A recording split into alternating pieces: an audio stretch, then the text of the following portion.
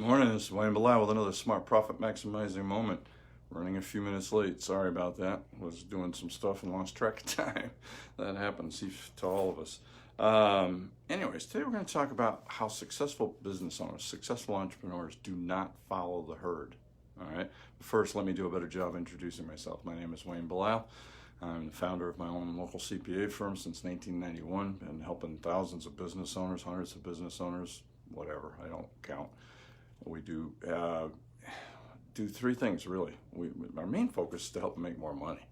Okay, so first thing we do is I'm the creator of the Smart Profit Maximizing System. It's a system we put together to help our business owners increase their profits, which is the name of business. You're in business to make a profit, not to make a sale, not to hire an employee, but to make a profit. All right. Take care of people, do it right, because that's how you make sales, by taking care of other people's problems, by finding out what your customer needs and providing it in a way that's economical and you can make money. All right. Second thing we do is tax planning. All right. In the last 3 years alone, we've saved our clients over $4.3 million. That's money that they could use to do anything but send it to the IRS and use to fund their retirement, pay off college debt, send their kids to school, buy a new house, pay off a mortgage, reinvest in their business and grow it some more, which is hopefully part of what they do. All right. And the third thing we do is tax returns. We have a small office, but we do close between 600 and 700 returns. Most of those business or owners that, people that own businesses and the owner's personal tax return and other people who own rental property. So we don't do the basic H&R Block return. Very few of those. I mean, we get a few now and then. Our employees fight to see who's going to get them most. Really, truthfully, Jessica and I do most of that with my wife helping during the busy times.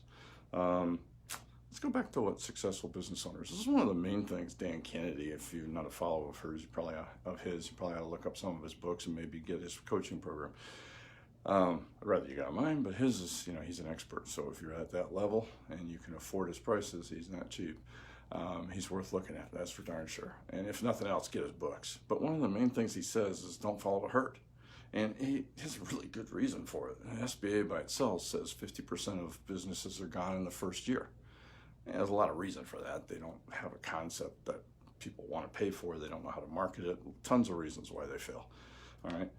95% are gone within the first 5 to 10 years. All right. Different statistics.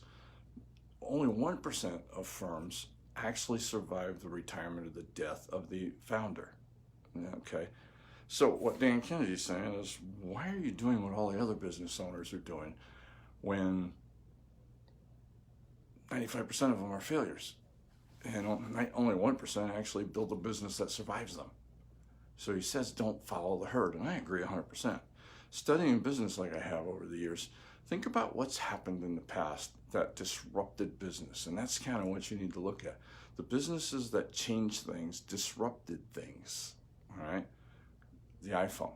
I mean, I'm recording this on an iPhone, but I mean, the cell phone that we now have a computer in our pocket and a ability to everybody to create content in their pocket, to be instantly connected, to be able to look anything up at any time.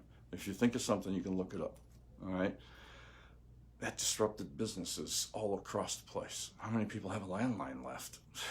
Okay. Netflix, Dropbox, Blockbuster should have been the number one person. They were a lot younger generation don't even know who I'm talking about. But Blockbuster owned the home entertainment area. Everybody went to Blockbuster, rented a tape, came home. But they didn't see the future of streaming. Neither did Netflix, really. They were mailing you a CD, DVD in the mail.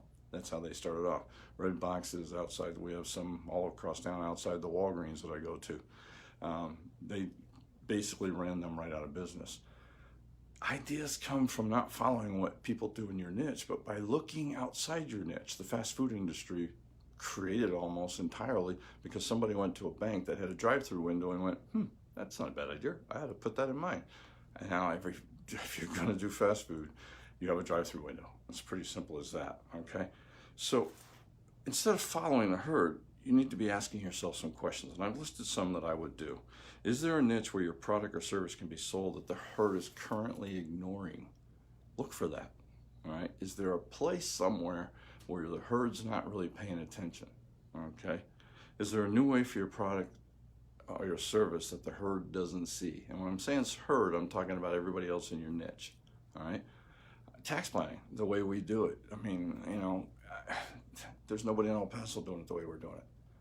There's very few people across the country doing it because we're being proactive rather than reactive. All right. And giving our clients what they want. Is there a new product or service that could be offered that the herd is not? These videos I do every day. It's a way for me to help clients by sharing some of the knowledge I've gained over the last 40 years. All right. But more importantly, it separates me from the herd who just sell tax returns and accounting. I'm selling cut your taxes, increase your bottom line. How can you separate yourself from the herd? Think about it. All right. The iPad, how many, you walk into a lot of stores now and small mom and pop stores, and they have an iPad sitting there that you order, and they bring it up and you turn it around and you sign it. Okay. Totally changed the way things do. Mobile payments. How can you use that better? Is there an add-on product you can offer that the herd isn't offering? That's just a way to look at it. You think about it. You want to answer these questions. Is there a more efficient way to deliver or a way to produce or deliver your product? Domino's Pizza, get it to you in 30 minutes or it's free. A lot of people delivered. Nobody made that promise, and nobody worked to get an efficient system to get it to you in 30 minutes or it was free. Nobody had enough stores around where they could do that kind of thing. Okay. Amazon, the way they deliver. All right. They're looking at delivering by drone, for gosh sakes. It's interesting. Is there a different price, either higher or lower, that your product or service can be offered at? I was talking to somebody recently who lowered their price to a ridiculous amount and nobody sold. He tripled it and all of a sudden it was selling.